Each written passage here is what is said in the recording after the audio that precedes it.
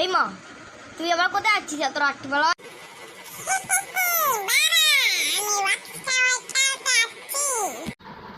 এই বাবু, তোর মেয়েকে সামলা রে, এখন খেলতে নিয়ে যাস না, আবার কোথায় চোর মত ধরে নেবে।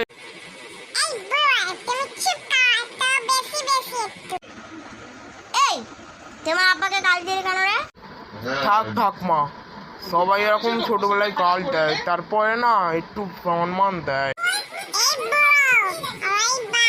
চুপ করে থাকবি, আমি ঘুষ আছি।